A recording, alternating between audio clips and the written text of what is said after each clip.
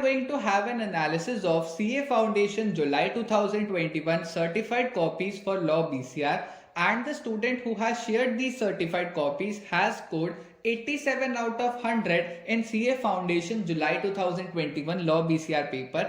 And if asked about the marks separately for Law and BCR, for Law he has scored 53 out of 60 and for BCR he has scored 34 out of 40. Now what all are the things that we are going to have a look in this video? सबसे पहले presentation of the answers, चाहे बात की जाए direct theory questions की, चाहे बात की जाए केस स्टडी बेस्ड क्वेश्चंस की, या फिर चाहे बात की जाए राइटिंग सेक्शन के क्वेश्चंस की इन द बीसीआर। इसके अलावा हम देखने वाले हैं कि डिजिटल चेकिंग में स्टेप वाइज मार्किंग कैसे कैसे होती है, लॉ के हर एक आंसर में क्या इन्होंने सेक्शन नंबर लिखे हैं या नहीं लिखे हैं, एंड अगर नहीं लिखे हैं तो क्या वहां पर सेक्शन नंबर नहीं लिखने के इनके मार्क्स कटे हैं। ये सब चीजें हम इस वीडियो में कवर करने वाले हैं। स्टार्ट करते हैं with question number 1A part. Question था केस स्टडी बेस्ड। सो सबसे पहले पैराग्राफ पे जहां पर इन्होंने प्रोविजन को एक्सप्लेन करा, वहां पर सेक्शन नंबर और कीवर्ड्स जो थे उस प्रोविजन के उन्हें कर दिया अंडरलाइन। आपको भी ये चीज फॉलो करनी है at least in the paper of law. Law का पेपर चाहे फाउंडेशन का दो, इंटरमीडिएट का या फिर फाइनल का, जब भी आप क्वेश्चन में कोई सेक्शन नंबर लिखोगे, कोई प्रोविजन एक्सप्लेन करोगे, तो उनके कीवर्ड्स आपको जरूर अंडरलाइन करने हैं ताकि एग्जाम चेकर को आपके आंसर शीट्स चेक करने में आसानी हो, उन्हें आपके आंसर में वो कीवर्ड्स ढूंढने में ज्यादा टाइम ना लगे। अब नेक्स्ट चीज, क्वेश्चन नंबर 1 का ए पार्ट जहां पर खत्म हुआ, उन्होंने नेक्स्ट पार्ट फिर नेक्स्ट पेज से स्टार्ट करा है। आपको भी ट्राई करना है कि आप सेम चीज फॉलो करो। ये एक अच्छी हैबिट होती है बिकॉज ऐसा हो सकता है कि बाद में कोई और क्वेश्चन करते टाइम आपके दिमाग में याद आए दैट इस क्वेश्चन में ये एक पॉइंट और लिखना था जो मैं लिखना भूल गया, या फिर इस क्वेश्चन में तो कुछ और आंसर लिखना था, मैंने गलती से कुछ और लिख दिया। अब ऐसे केसेस में if you already have some portions of the page left with you blank, तो आप वहां पर वो पार्ट कवर कर सकते हैं।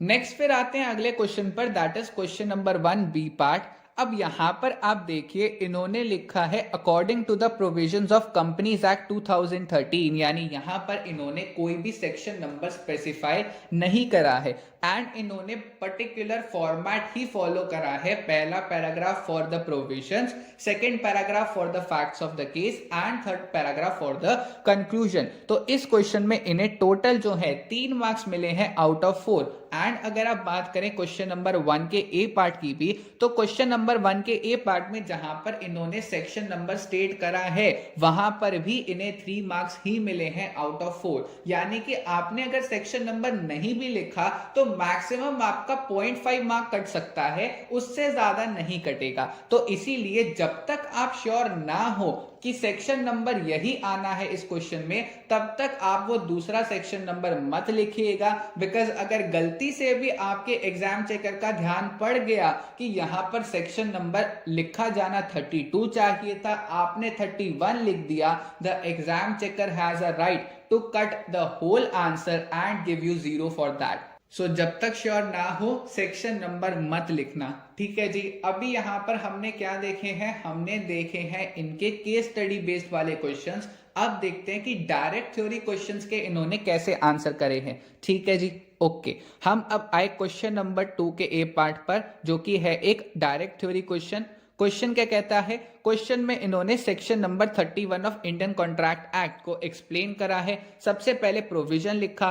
अब अगर आपको किसी प्रोविजन से रिलेटेड कोई एग्जाम्पल पता है तो वो एग्जाम्पल जरूर लिख देना, बिकॉज ये चीज ऐसी है जो कि आपके एग्जामिनर को अट्रैक्ट करती है कि आपको 0.5 या 1 मार्क्स ज्यादा दे in comparison to the answer of those person जिसने बिना एग्जाम्पल के ही पूरा आंसर लिख दिया है, ठीक है। तो इन्होंने प्रोविजन के नीचे एग्जाम्पल दिया एंड फिर उसके बाद rules relating to the enforcement of contingent contract, सारे रूल्स इन्होंने लिख दिए एंड इस क्वेश्चन में इन्हें मिले हैं 7 मार्क्स एंड जहां तक मुझे याद है ये क्वेश्चन 7 मार्क्स का ही था शायद। ठीक है जी, नेक्स्ट फिर क्वेश्चन नंबर 2 का बी पार्ट, ये क्वेश्चन भी डायरेक्ट थ्योरी क्वेश्चन था एंड यहां पर भी आप ये चीज देख सकते हैं कि डायरेक्ट थ्योरी क्वेश्चंस में इन्होंने कोशिश की है कि हर एक आंसर को पॉइंट फॉर्मेट में लिखे एंड हर एक पॉइंट की एक पर्टिकुलर हेडिंग भी बनाई है, which is really very good thing.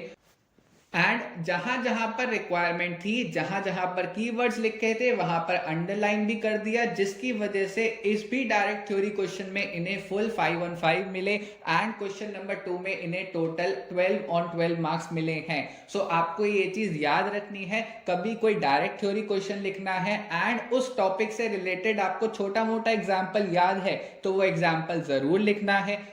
कोशिश करनी है कि जब भी आप डायरेक्ट थ्योरी क्वेश्चंस का आंसर लिखें तो वो पॉइंट फॉर्म में लिखें, बिकॉज उससे थोड़ा सा आसान हो जाता है आपके एग्जामिनर के लिए भी आपके आंसर को रीड आउट करने के लिए। ठीक है जी, नेक्स्ट फिर आए क्वेश्चन नंबर 3 के ए पार्ट पर। ये क्वेश्चन जो है यहां पर इन्होंने सबसे पहले प्रोविजन लिखा, सेक्शन नंबर जहां जहां इनको याद है वहां वहां सेक्शन नंबर इन्होंने स्टेट करा है एंड अंडरलाइन भी करा है। ये चीज आपको भी फॉलो करनी है, जहां पर आपको सेक्शन नंबर श्योरली पता है कि यही होगा वहां पर तो लिखो ही, जहां पर थोड़ा सा डाउट है बस वहां पर अवॉइड करना है। सो इन्होंने ऐसे सारे क्वेश्चंस करे हैं। डायरेक्ट थ्योरी क्वेश्चंस की बात की जाए तो कोशिश करी है कि पॉइंट फॉर्म में उनका आंसर करें एंड जब बात की जाए केस स्टडी बेस्ड क्वेश्चंस की तो उसमें कोशिश करी है कि 3 पैराग्राफ फॉर्मेट को फॉलो करें। First paragraph for the provisions, second paragraph for the facts and third paragraph for the conclusion.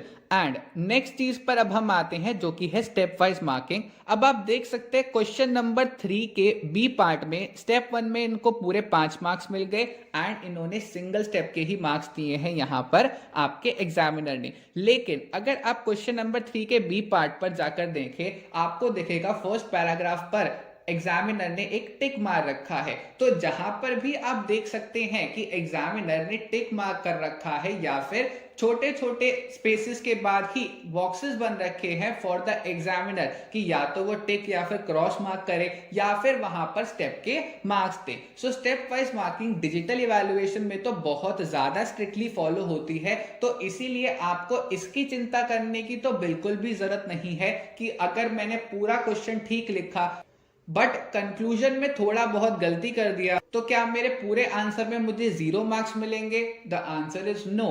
आपको प्रोविजन और फैक्ट्स लिखने के मार्क्स जरूर मिलेंगे, कंक्लूजन में जो आपने गलती करी है सिर्फ उसके ही मार्क्स कटेंगे।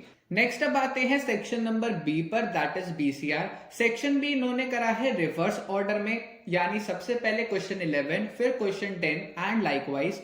क्वेश्चन नंबर 11 का ए पार्ट कम्युनिकेशन चैप्टर से था ये क्वेश्चन एंड इस क्वेश्चन में 2 में से इन्हें 1 मार्क्स मिला। क्वेश्चन नंबर 11 का B part which was grammar and vocabulary, total 4 सब पार्ट्स थे इसके, लेकिन यहां पर इन्होंने इन सब पार्ट्स के आंसर लिखते टाइम एक लाइन का गैप भी नहीं दिया है एंड ये चीज आपको बिल्कुल भी फॉलो नहीं करनी है।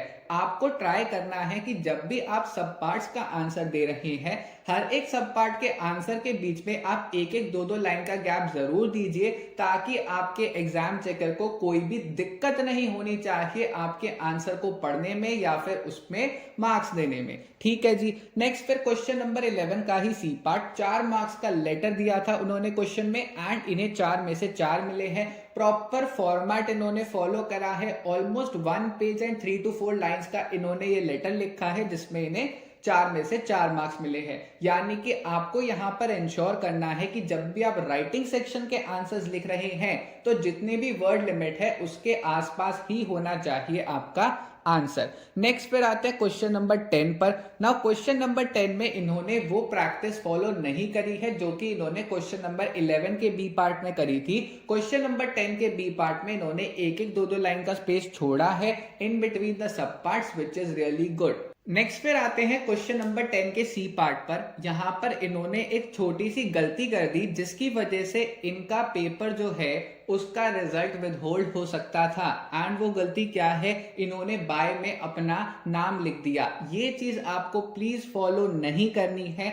आपको कहीं पर भी अपने आंसर शीट में अपना नाम नहीं लिखना है, बिकॉज अगर वो चीज आपके एग्जामिनर ने देख ली एंड वो चीज उन्होंने फिर इन्फॉर्म कर दी एग्जाम कमिटी को, तो आपका रिजल्ट विदहोल्ड हो जाएगा। लेकिन यहाँ पर इन्होंने छोटी सी समझदारी करी, इन्होंने अपना नाम पूरा नहीं लिखा, सरनेम पूरा लिखा, बट नाम का सिर्फ फर्स्ट अल्फाबेट लिख दिया, जिसकी वजह से इनका रिजल्ट विदहोल्ड नहीं हुआ। लेकिन आपका रिजल्ट विदहोल्ड हो जाएगा अगर आप कहीं पर भी गलती से अपना नाम लिख देते हैं। एंड ये गलती ज्यादातर स्टूडेंट्स बीसीआर के सेक्शन में कर देते हैं, बिकॉज कभी लेटर लिखते टाइम या फिर आर्टिकल लिखते टाइम, रिपोर्ट लिखते टाइम गलती से वो अपना नाम लिख देते हैं आंसर में, जिसकी वजह से रिजल्ट जब उनका विदहोल्ड हो जाता है तो फिर आगे बहुत दिक्कतें आती हैं। सो ये चीज आपको याद रखनी है कि गलती से भी आंसर शीट में अपना नाम नहीं लिखना है।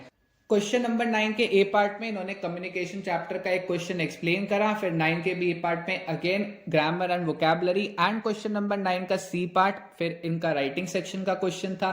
ये चीज आप ध्यान रखना, राइटिंग सेक्शन के क्वेश्चंस में चाहे आर्टिकल पूछा जाए, चाहे लेटर, चाहे पूछा जाए आपसे रिपोर्ट, कोशिश करनी है कि उसे ज्यादा से ज्यादा 4 से 5 लाइन के ही पैराग्राफ्स में बांटते रहे।